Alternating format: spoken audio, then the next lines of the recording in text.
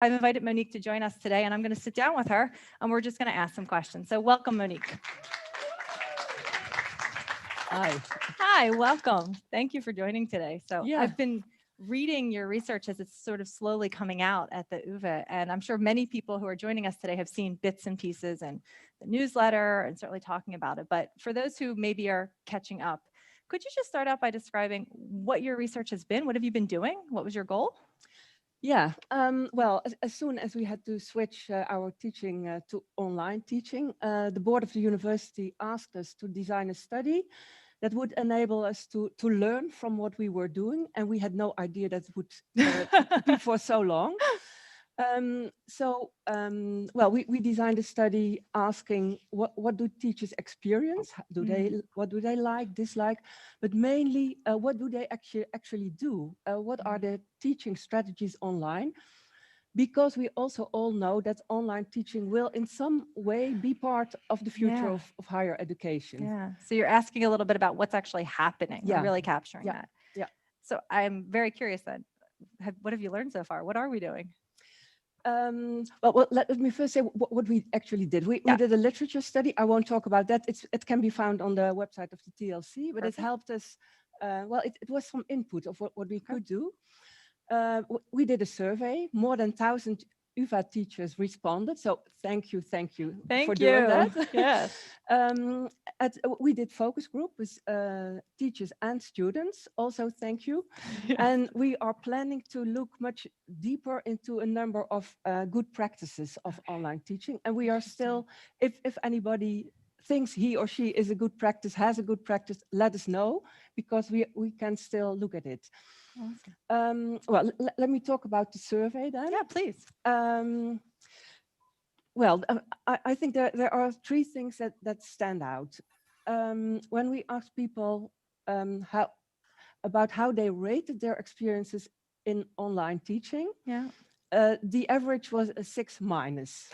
Yeah, Okay. well, that's not too good. But so they were asked to rate sort of how they feel in their own online teaching. How do you feel about online teaching between 1 and 10?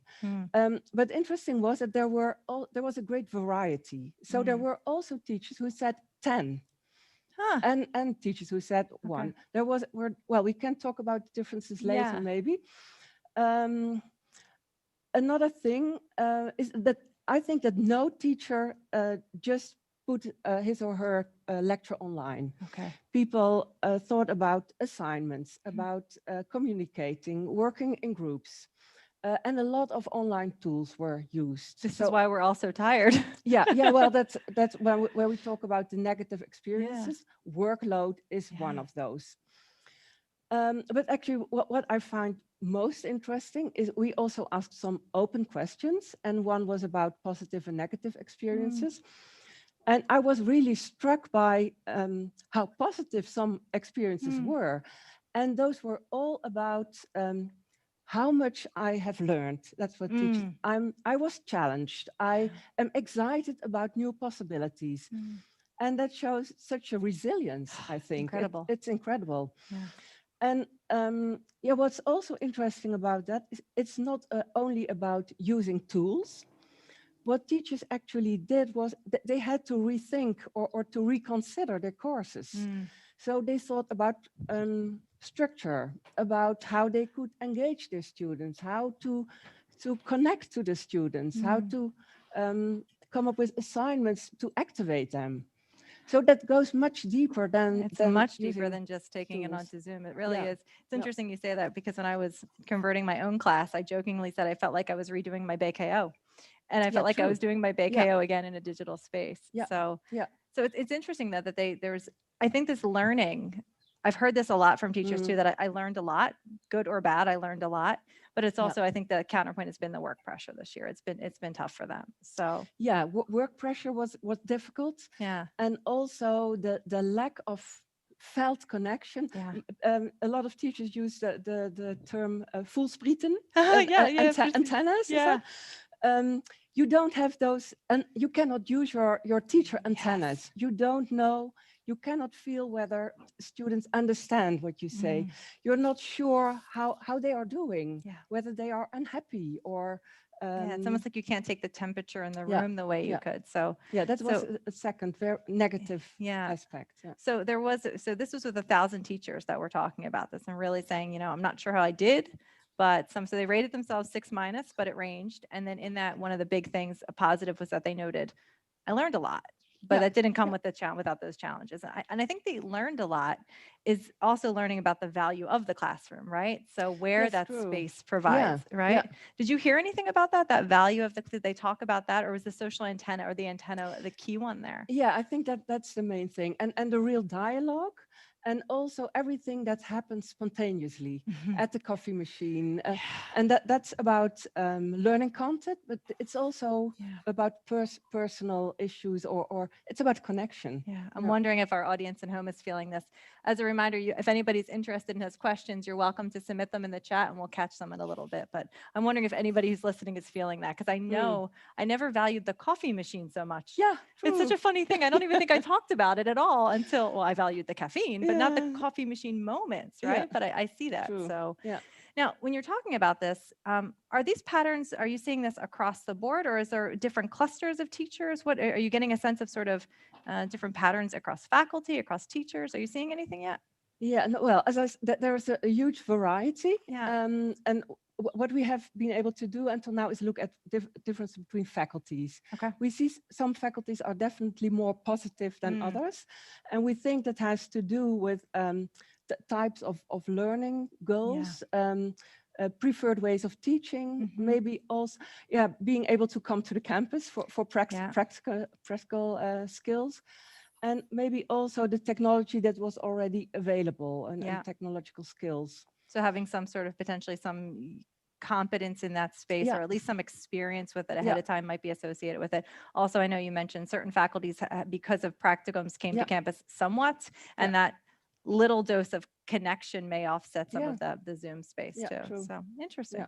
Now, you said you did the survey with this, and was this findings also echoed in your focus groups, or did other things come out in those focus groups? Yeah, well, actually, we just finished the focus groups. Okay. We are still analyzing them, but I think that a lot of the open answers in the survey come back in the focus groups. But there we want to focus more on what did teachers actually do, and what can we learn from that for the future. Yeah, well, that's actually leads to one of the questions I wrote down was, it's so interesting to me, because right now we're talking about September. This September is our new gateway moment, right? It's funny. Last year we were thinking, let's just get to the end of the year, and then we said, okay, let's just get through block 1 and then semester 1, and then we've been sort of giving us are these little touch points, right? At least I know I have. It's been sort of my method of survival, and now we're using September. We don't actually know what September will be fully yet. We have hope, but let's call it sort of our in-between post-corona period and then post. Do you get a sense of what teachers are hoping for in the future? Are you hearing what they're looking for? Well, in the survey, we actually asked what's your view on online education in the future? And well, about 60% said that it could be a good complement to on-campus teaching. 20% said it couldn't. So they disagreed with that possibility. Well, when we ask about positive and negative experiences, I think a lot of teachers, they valued what they learned, but also a lot of the online tools that they got acquainted with and that they started to use, like Mentimeter, Perusal, the chat function, breakout rooms, but that's quite mixed, the experience, I think. And when you're seeing this mix, do you think this is tied to, do you have a sense if it's tied to the content they're delivering, the type of students they're working with, maybe their own teacher space? Is there do you have any idea of where this is tied to right now?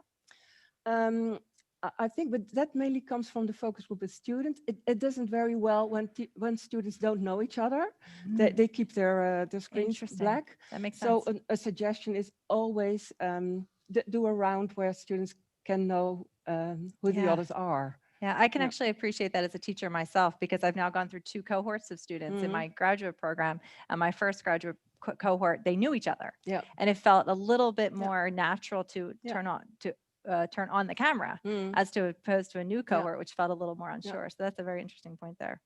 Now, I'm going to ask you sort of the question that I'm wondering if anybody else is asking this on the chat right now is, what does this mean for September? So I know that September is one of our goal points, but what does it mean when you're taking all of this? What do you think? Well, there are things that I think and I hope. Okay.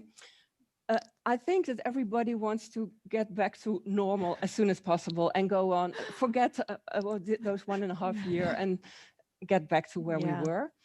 Well, actually, I hope that we will hold on to what we learned about course structure, about communication, about interaction, connecting with students. I also hope that we will keep using the tools that we learned about when they add value to the learning process. Not because we have to use tools, but when they have a value. I think that's a really important point because I've heard in conversations sometimes this sense of, oh, now I'm going to have to use all of these tools. And I think that that's not what you're saying, right? It really is the sense of when, don't do it then, when it makes sense, when it is an added value. So that's where. And well, that's actually what I hope most. I think what also happened during the past months is that there was a lot of discussion about teaching. And I think that Karen also mentioned that in programs, in teacher groups, what are you doing? How are you solving this? How are you solving that? And I hope we will continue that discussion. And also, which tool do you use? Why? Do you advise me to use it? And when? Well, let's go on. Well, you mentioned Karen, and actually I'm wondering, Karen, can I turn to you for a moment and see if you might have any questions for Monique? Yes, I would like to ask now that I can talk to an expert, Monique. This is very good. Well, I know that curiosity is very important to achieve good learning, and I was just wondering. We did now a lot of work in getting good digital education as good as possible, and indeed our docents have done miracles there, and that works quite well. But how do we have to? How can we even take that step further and increase curiosity for better learning? And I would like to emphasize also on what we do on campus then. How can we make the campus part even better to get that learning part in the digital improve? Well, I would say we need 3 things. We can use online education, we can use the campus, and we need society. And I think what invokes curiosity is looking at problems in the world, whether they concern science or societal problems or psychological problems. And I think that the challenge is to connect those in a good curriculum. Is that an answer? Yes, and how does that affect? Does this go better in a face-to-face context, or is this dependent on content? On how do you see this? Where should we? Because I think we have to rethink also our campus education now. Yeah, well, I would say that we can use the campus best for the dialogue with each other. But we have to go out of the university into society to find the problems that we need to solve. Although, of course, you can always work with simulations. And well, actually, one of the things that teachers liked about online teaching is the possibility to invite experts from abroad, from the professional field. So, yeah, well, there are so many possibilities, and it's about the mix, I think. What can make the UvA unique then? What can make the UvA unique in this context? What should we go for? Well, I find it a very difficult one. It's a tough one, yeah. Yeah, well, we are a university in a city, but you don't want to estrange the more rural parts of the country. So, yeah, well, I think the UvA is known for its societal involvement. I think I would bet on that one, and use the online possibilities and the campus to support what we can mean for society. Thank you. And just to follow up on that, so if we're doing that, and so thinking about Karen's goal, making sure UVA stands out, I'm a big fan. What should we do to support the group of teachers who are logged in today? So we're talking about going back, and maybe some of your data maybe is starting this, but maybe also your own expertise here. If we're going to take what we've learned over the past year and say, let's keep some of the things when it's valuable. Let's make sure we understand what that valued space is of the classroom. I think that dialogue that you talk about and that antenna for me connects to home as a teacher. But I wonder, for how do we make this accessible to all? What do we need to be doing as a university, do you think? Is there a structure or infrastructure we need for this? Yeah, well, that's actually one of the things that the literature also says. The institution is very important. Teachers cannot do that on their own. So what we need, professionalization, and I think the TLCs have done a wonderful job during the past year in supporting teachers. But we also need a good infrastructure with online tools and platforms, and also support for teachers and students to use those, because it doesn't work as such. And well, I've experienced that myself. It was great to have support, to have someone who makes the setup, and when it doesn't work, just changes something and then it works. Absolutely. And so this idea of the professional support and a greater infrastructure that enables it. And I think the point you raised on also from the perspective of students, how students can capitalize on it too, and that teachers feel comfortable if it works for their education. So I want to check in with Stefan in the audience for a second. Stefan, do we have any questions from the audience at home? Yes, we sure do. Jorge, he asks, I would like to know what we've learned from the communication and tools that our students use to organize their group work or stay in sync with one another in general. Not so much which tools, but more how. Interesting question. Well, I cannot answer it at the moment, because I hope we will learn something about this from our focus groups. But I know how easy, well, WhatsApp is a great tool, and I think we now have to switch to Signal, but yeah, so I think we can learn a lot from what students already do in their communication. So you're doing focus, you just completed the focus groups with students. So did you talk to them about this, sort of how they stay connected with their colleagues? Did that come up in the focus groups? Yeah, well, our questions were mainly what helped you feeling engaged, what helped you communicate and learn. Okay. And will this be a forthcoming report that you'll be releasing? Yes, yeah. Excellent. So then for you said it was Jorge who asked this, would that be something where it would be available on the TLC website later on? Definitely. And I will look into that question. Excellent. Yeah. So stay tuned for a full answer on that then. Yeah. So, but we'll make sure that that's available, and we'll make sure that that's promoted when the report comes out. So excellent. Do we have other questions?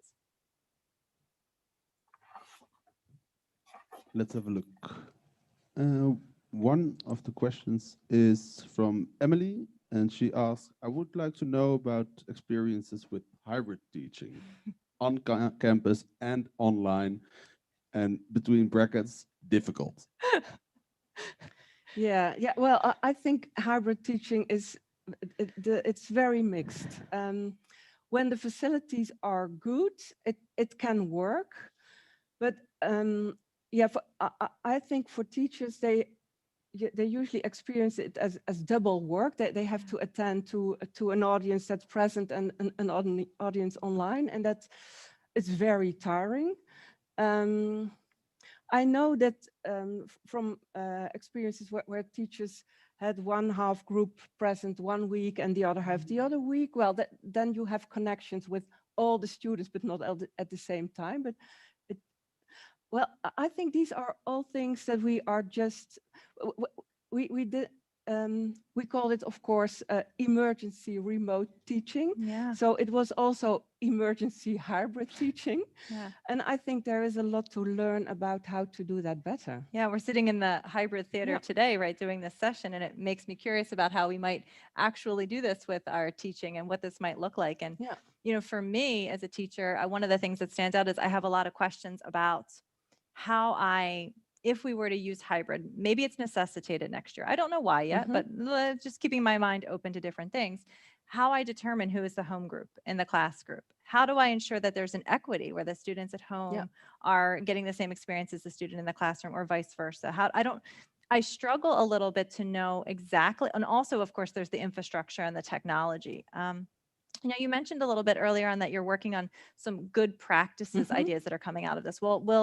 And I feel like sometimes hybrid has become the word people are allergic to. They're like, I don't want to hear it anymore. But I'm sympathetic for those at home feeling that way. But I wonder, will you talk a little bit about if we're doing this with some tips that you're learning, will that come out of your good practices? Yeah, that's the idea of the good practices. And well, we now have the idea that we will turn those into teacher stories and student stories, like the TLC publishes, so that they are available and accessible for I think teachers. that'd be really interesting to learn, because I'm wondering myself a little bit. I think your point of right now we've been in emergency remote teaching, so we're sort of just doing what we can as we can to manage it. But then if we want to facilitate this structurally, maybe a teacher does. Not everybody, but perhaps there's a reason for some. How do we do it? And so I think good practice, maybe that would be something that if you can provide us more insight on post today on how to do this better, I think that would be really welcome. I hope so, yeah. Thank you. Stefan, other questions on this? Yes, two people, Marielle and Van de Poel, asked, either one of you could answer this question, I think, actually. Could you share one of your best practices? Ooh. What is it that you learned and will definitely take with you after Corona? Did you hear something from our teachers when you were talking in the focus groups? Well, it's a bit silly, but I cannot. I think silly's okay. No, that I cannot come up with something right now. Well, actually, I heard positive experiences about this hybrid learning theater. Yeah. And I think that's because of the facilities are so good. So that's really something to explore and to look deeper into.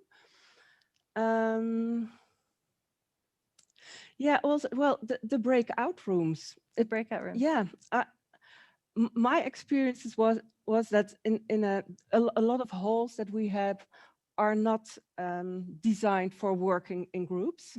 So then you say, well, discuss it, the two of you or in fours, and then there's a lot of noise and it doesn't work. And breakout rooms can be so focused, especially when you go into the breakout rooms as a teacher and you use that time to give feedback about what's going on. I think that's also a good practice. Yeah. For me, it was using digital technology for thesis supervision. So that was something that was surprising to me, because I had always arranged it where my student would come to my office every 2 weeks for a period of time, and we'd have these conversations. And I realized one of my students right now is doing her research in Uruguay. And I'm not sure what I would. This enabled her to work in her home country, in her native tongue, working on a project that's it's a brilliant research project. You should all keep an eye out for it. But we've been having really wonderful conversations, and I've been able to stay connected with her. And I thought to myself, wow, in the future, I can do this too. And I think that that's something really interesting. So yeah, that's something that teachers mentioned too, the one-on-one conversations. Yeah, the one-on-ones, that's been something.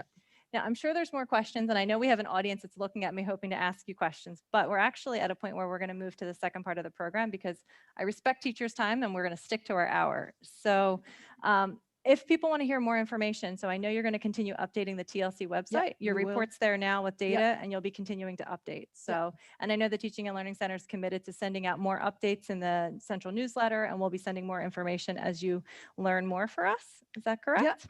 Yeah. Excellent. So for everyone at home, please stay tuned for more things. And I'm really looking forward to the teacher stories.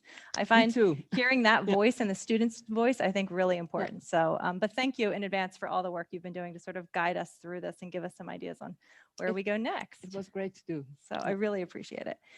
Now, with that, I'm going to turn. Thank you. Oh, yes. It's funny. I've been working on Zoom for so long, I forgot that we could actually get real applause sometimes. Now, I am going to turn to the second part of the program. So as I mentioned at the beginning, one of the things we wanted to take that moment to do today is appreciate our teachers. And for every one of you at home, first, I'm saying from the bottom of my heart, thank you. As a teacher myself, I know what this year has been, and you are fully appreciated for it. And I know that many of you who are logged in today have been nominated for your Faculty Teacher of the Year award. Just like last year, the Student Union, the Central Student Council, and the TLC organized your Faculty Lecturer of the Year awards. From April 5th to about April 16th, students and staff could cast their vote. And this year, over 1,200 votes were cast, of which the majority were students. That's really saying something. Like, just whoever wins, loses, whatever, forget that for a moment. Think about this. About 1,200 students took a moment, despite everything around them, to send a message and saying, this teacher made a difference. This teacher saw me, cared about me, cared about my education in spite of everything around the world. And so for every person nominated, I applaud you and I acknowledge you and I thank you for your efforts. Now, the organizing committee uses a tool to sort of select the winners. And this year, and today we're actually going to hear who these winners are, but I'm not going to do that.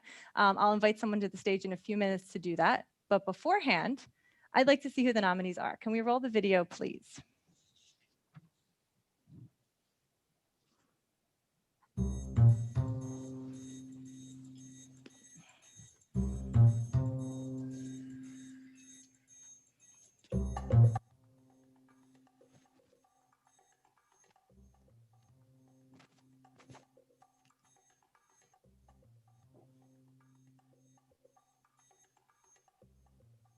Ik heb mijn gebarentolens aan Marijke Scheffener genomineerd, omdat het voor haar misschien nog wel moeilijker was om de les online te kunnen aanbieden. Maar ze is altijd positief en enthousiast gebleven en de lessen zijn nog steeds heel goed.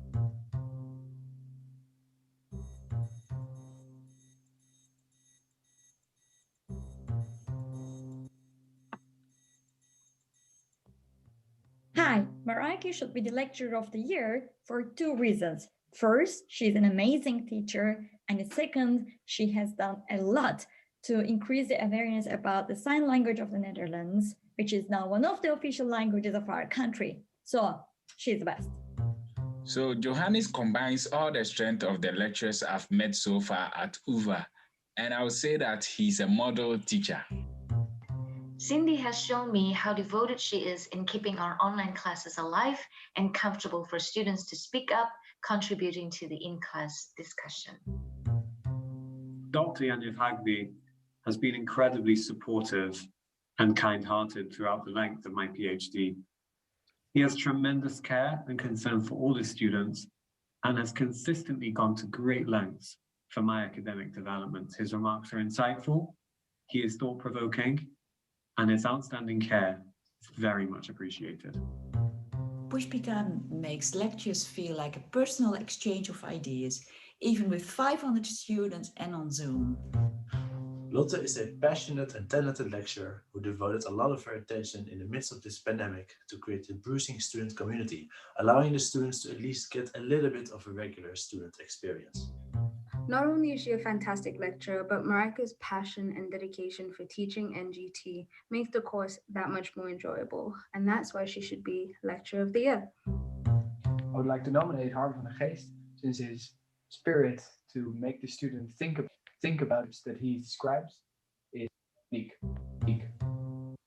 I have nominated Marco Pasi, historian of Western esotericism at the UvA. I've recently attended a winter course he has co-taught to students from all over the world. And I found Marco Pasi to be a truly inspiring teacher, not in for the show or cheap gimmicks, but inspiring through the substance of his scholarship, his passion for the subject and commitment to student learning. Even in a 3-hour Zoom class, listening to him was never boring for a second, as he managed to communicate difficult ideas in a clear and engaging manner, lighting a real firework in our brains. Besides him caring about us personally, he was able to effectively convey the knowledge by reading the mood of the class through Zoom, which is quite extraordinary. Is my Lecturer of the Year because she's not only a brilliant academic, but also a great human being. She's approachable, caring, and funny, and always looked out for us and our mental health, even when things were stressful. I nominate Marijke Scheffener because she always stimulates her students and colleagues with her enthusiasm and her humor. Esther is an amazing educator of Greek history. As an example of her drive, Just months after the global outbreak of the COVID-19 virus, she initiated and designed the interdisciplinary course Pandemic. She helped students to understand and reflect on the strange circumstances they suddenly find themselves in. Esther made a meaningful difference. Students said the course created more headspace and inspired them to think about their own situation from different perspectives, which also had a positive effect on their mental state. Therefore, it is with great pleasure that I nominate Esther for Teacher of the Year 2021.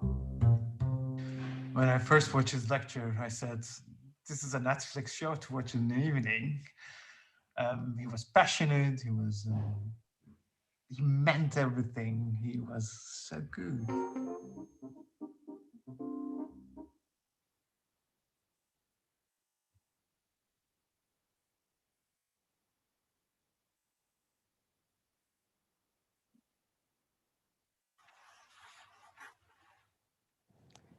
Excellent. Sorry, we were miking me back up. So I love these videos, and there's more like them. The messages from our student community were incredibly powerful this year, and it's really been humbling to read.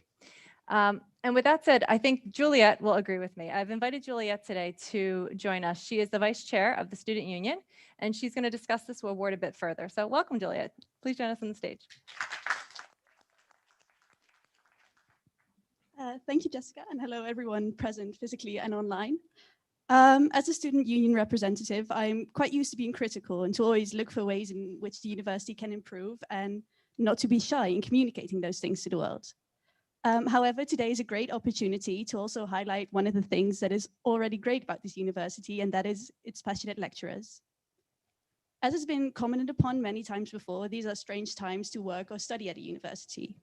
Even though online teaching has been happening for over a year, it still feels odd to have Zoom classes, to not walk with your classmates to the coffee machine, which has already been commemorated today, and to be completely alone again after you've closed your laptop. But luckily, teachers have worked very hard to simulate as much of real-life education as they can. You can actually see, even over Zoom, a teacher's eyes light up or their voice change if everyone turns on their camera. Almost more eagerly than before, they're happy to answer questions, and they're glad when their students engage in a discussion. And also, they explicitly mention that they will stay behind in the Zoom a little bit longer, just in case a student needs them. This enthusiasm is contagious. And as someone who has followed many online classes, it really is. And it might be the single most important thing for a successful online class. But this is not to say that it's always easy to conjure up such enthusiasm. Just like students, lecturers also wish they could be in their classrooms again, to scribble things on a whiteboard in what is frankly illegible handwriting, and to see their students enjoy the process of academic education. But unlike a student's motivation, a whole class depends on that of a teacher. It is therefore wonderful to see and be aware of the online presence of so many teachers who have been recognized by their students and their colleagues of having this level of enthusiasm, among all the other qualities that have been mentioned in this wonderful video. It is no mean feat to be a teacher, and especially not in these times. And I'm very happy that today we're able to take some time and to recognize the effort that teachers put into their craft, and to hear from the students exactly how much this is appreciated. I wish to congratulate all the teachers who have been nominated this year, and it has been great to be in the organization of this contest and to be able to create a space in which the immense appreciation for the teachers can be voiced. I'm curious to find out who the faculty winners this year are. They wouldn't let me see the winners yet, so I'm curious as well. And whether my nominee has made the cut. But most of all, I'm very much looking forward to seeing the teachers in real life again, and for everyone to be able to enjoy their education on campus. Thank you. I assure you, we absolutely look forward to getting back on campus and writing illegibly on walls again. We can read it, so that's what we're hoping for. So, but thank you very much. What a warm speech, and certainly reflective of how we feel about our teachers, especially this year. I'd like to turn the digital mic over to Karen now and ask if Karen could announce our 7 faculty winners. Karen, the floor is yours. Thank you. Is it an idea if I do this in Dutch? Is that fun? Yeah? Okay. Then I start officially with the FEB. Bij de faculteit Economie en Bedrijfskunde zijn er in totaal 83 docenten genomineerd. De winnaar van dit jaar is een docent, werkzaam in de sectie Operation Management. So now you have already half of the story. Hij wordt geprezen om zijn enthousiasme voor het lesgeven en voor zijn vakgebied. Ondanks het lastige jaar heeft deze docent er alles aan gedaan om van zijn vakken een succes te maken en heeft zeer succesvol de kwaliteit van het onderwijs weten te behouden. Wat nog meer gewaardeerd wordt aan deze docent is zijn menselijke kant. Hij is oprecht geïnteresseerd in de student en luistert naar hun problemen. Dit is veel studenten het afgelopen jaar bijgebleven. Hij heeft vorig jaar de Van der Schroefprijs voor beste docent aan de faculteit Economie en Bedrijfskunde gewonnen en is dus nu facultaire winnaar van de docent van het jaar verkiezen, Dr. Steven Rudinak. Graag jullie applaus. Oh, hij is aanwezig. Nou, gefeliciteerd. Wil jij even reageren, Steven? Ja? Het is een grote eer. Zal ik het in Nederlands doen? Of wij houden dezelfde taal dan? Ja, is goed hoor. Wel, excuses voor foutjes dan. No problem. Het is een grote eer. En ik ben zeer dankbaar aan vooral mijn onderwijsassistenten, Ujwal, Thanos en Jorgos. En ook studenten. Het was echt duidelijk dat ze hebben hun best gedaan om zoveel mogelijk te leren. Iedereen begreep, het is een moeilijke situatie en niemand vond het makkelijk. Maar studenten vooral wilden niet loslaten, voor ze begrijpen die kleine details over bijvoorbeeld machine learning algoritme. Waarom is dit zo en hoe kan ik het toepassen bijvoorbeeld in mijn vakgebied, in economie bijvoorbeeld, of sociale wetenschappen. En dat vond ik heel nuttig, want dat was die antenne voor mij. Dus we konden echt discussie hebben, heel vaak, soms een uurtje na colleges. Dus het was een heel mooie ervaring, in moeilijke omstandigheden, even zo zeggen. Nou, ik denk dat jouw studenten het ook een heel mooie ervaring vonden, dus gefeliciteerd en dank voor je toelichting. Ik ben blij om te horen. Nou, als Jessica mij toestaat, ga ik dan naar de volgende faculteit. De faculteit der Geesteswetenschappen. Daar waren 101 docenten genomineerd. Nou, dat is wel best een pak. De winnaar van dit jaar is hoogleraar bij de afdeling Europese Studies. Zelden hebben studenten een docent zo gepassioneerd over geschiedenis horen praten, waarbij een grapje hier en daar niet geschuwd wordt. Op deze manier weet hij ingewikkelde materie op een begrijpelijke manier uit te leggen. Zijn enthousiasme werkt aanstekelijk. Zijn hoorcolleges worden het hoogtepunt van de dag genoemd. En niet onbelangrijk, de kwaliteit van zijn PowerPoints wordt zeer gewaardeerd. Hij zal gemist worden als hij met pensioen gaat. Groot applaus voor de winnaar bij de faculteit der Geesteswetenschappen, professor Joep Leersen.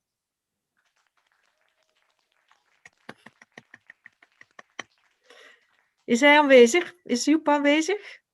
Ik ben bang dat hij niet aanwezig is. Nee? Oké, dan gaan wij op een... helaas is hij er niet, maar dan gaan wij hem op de hoogte stellen van dit heugelijke nieuws. En dan gaan wij even verder naar de volgende faculteit. Dat is de faculteit der Rechten. Daar waren in totaal 56 docenten genomineerd. De winnaar van dit jaar is verbonden aan het Amsterdam Center for Law and Economics. Deze jonge docent staat bij zijn studenten bekend als iemand die zijn werk lief heeft en veel trots draagt in het docentschap. Zijn studenten zijn zijn hoogste prioriteit en niet zelden biedt hij advies en wil hij meedenken over hun toekomst. Op knappe wijze weet hij aandacht van studenten gedurende gehele hoorcolleges vast te houden. Zijn sterke kracht hierbij zijn de anekdotes die hij noemt en zijn Socratische methode van lesgeven. Graag uw Zoom-applaus voor de winnaar bij de faculteit der rechtsgeleerdheid dit jaar, Fatjon Kaya. Is Fatjon hier? Helaas niet. Helaas ook niet. Nee. Dan, nou, Ik zou zo'n tekst voor mezelf ook wel graag krijgen. Weet je, dit was wel echt heel mooi. Dus kijken wat men bij de faculteit der Maatschappij en Gedragswetenschappen heeft gedaan. Daar waren in totaal 125 docenten genomineerd. De winnaar van dit jaar is verbonden aan de programmagroep Political Sociology en geeft onderwijs bij de bachelor interdisciplinaire sociale wetenschap. Deze zeer betrokken docent staat altijd klaar voor zijn studenten en wordt onder andere gewaardeerd vanwege zijn benaderbaarheid. Door zijn vakkennis en enthousiasme weet hij geweldig te vertellen, waardoor de collegezaal aan zijn lippen hangt. Dit jaar wordt hij ook vanwege iets anders geroemd. Studenten hadden deze docent in hun eerste periode van het eerste jaar. Dit was voor hen een onzekere tijd. Deze docent was een rots in de branding en vormde een stabiele factor. Graag uw Zoom-applaus voor de winnaar bij de faculteit rechtsgeleerdheid dit jaar, David Bos. Nou, ik denk dat dat de faculteit van de Maatschappij en Gedragswetenschappen moet zijn. David Bos. David? Ook niet aanwezig? Nou, dan gaan we naar ACTA. Facultaire winnaar van ACTA is geweldige docent die praktijkonderwijs geeft aan de bachelorstudenten van tandheelkunde. Zij is nog vrij jong en kort geleden afgestudeerd, waardoor zij precies weet waar tandheelkunde-studenten tegenaan lopen en wat knelpunten van deze studie zijn. Tijdens lesgeven draait ze er niet omheen. Ze is recht door zee en geeft altijd goud eerlijke, maar handige feedback. Uit onze stemming bleek dat zij niet alleen geliefd is bij de studenten, maar ook bij haar collega's. Ze werd vaak omschreven als collegiaal en fijn om mee samen te werken. Studenten vinden het, om mee af te sluiten, heel fijn dat deze docenten hen in zichzelf laat geloven in de eerste jaren van hun studie en dat vertrouwen nemen zij de rest van hun studie mee. Haar overwinning is een kers op de taart, want helaas stopt zij na dit jaar met lesgeven op ACTA. Graag uw Zoom-applaus voor de facultaire winnaar van ACTA, Samar Mosa. Nou, dan gaan we naar de winnaar van de FNWI. Daar waren er in totaal 71 docenten genomineerd. Deze docent doseert in meteorologie, klimatologie en klimaatverandering en is verbonden aan het Instituut voor Biodiversiteit en Ecosysteemdynamica. Deze gepassioneerde docent weet duidelijk heel veel over zijn vakgebied en weet dit, zelfs in coronatijden, op een zeer enthousiaste manier over te brengen op zijn studenten. Daarnaast verweeft hij ook veel humor en interactie in zijn lessen om ervoor te zorgen dat elke student de stof begrijpt. Zijn verhalen beklijven bij studenten, hun kijk op wolken is voorgoed veranderd. Graag uw Zoom-applaus voor de winnaar van de faculteit der Natuurwetenschappen, Wiskunde en Informatica dit jaar, John van Boksel. John is niet aanwezig.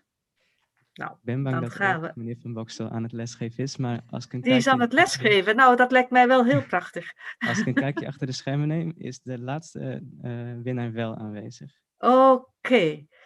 Dan gaan we naar de laatste winnaar van de faculteit der geneeskunde. Daar waren 33 docenten genomineerd. Deze docent is orthopedisch chirurg en docent oncologische orthopedie. Door zijn goed humeur en enthousiasme weet hij elke les weer tot een feest te maken. Hij heeft ondanks de coronamaatregelen zich ontzettend voor ingezet om toch zoveel mogelijk fysiek onderwijs te kunnen geven, al dan niet op aangepaste wijze. Dit werd ontzettend gewaardeerd door zijn studenten. Studenten verheugen zich op zijn lessen, al zijn ze soms via Zoom, door zijn passie, al zijn ze soms via Zoom, sorry, ik zag het verkeerd. Door zijn passie, humor en interactieve doseerstijl haalt hij het beste in zijn studenten naar boven. Graag uw applaus voor de winnaar bij de faculteit der geneeskunde dit jaar, Jos Bramer. Jos? Ja. Hallo, fijn je te zien. Jos, can you Oh, je unmute staat your nog op microphone? mute. Ja. Dat zijn de kleine ongemakken van dit tijdperk. Ja, ik ben enorm vereerd hierdoor en heel blij hiermee. Ik ben ook echt heel erg onder de indruk van de studenten dit jaar, hoe ze hun positiviteit behouden, ondanks alles. En het heel bijzonder van de MVAS, van onze studentenvereniging, die blijven maar alsmaar leuke dingen organiseren, ondanks alle beperkingen. En die denken zich helemaal suf om iets leuks te maken. En dat is ontzettend waardevol. Daar ben ik echt heel erg van onder de indruk. En heel erg blij met deze nominatie, zeker. Dankjewel. Gefeliciteerd nogmaals. En dan denk ik weer het woord aan Jessica kan geven. Yes, thank you so much, Karen. So I'd like to echo Karen's congratulations. I'd also like to note that, as you may have noticed, many of our winners were not here today, and that is because they were teaching. And so perhaps it fits the bill quite much that they're so dedicated that they had to teach at this moment. And for those at home who maybe were listening to these statements that were read and the nominees, I'd like to take a minute. I was writing down words that I heard come up when I was reading these. Enthusiasm. This came up often when you looked at the nominees. Enthusiasm, how enthusiastic these teachers were. Passion. Humor. Students were really receiving that humor. Kindness. Feedback. I love that one nominee was noted for exceptionally good PowerPoint. So I think I need to learn some lessons. But also stability.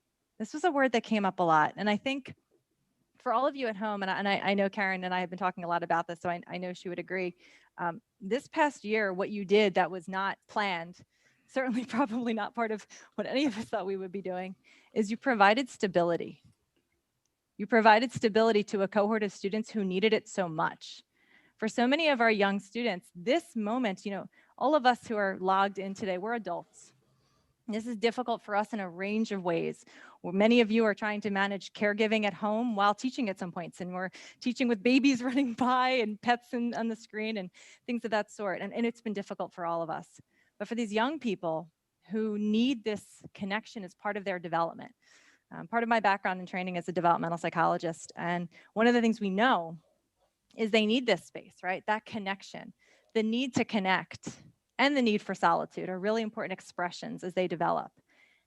And this part of that connection has been pulled from under them. For many, they came to a country that this is not their home country.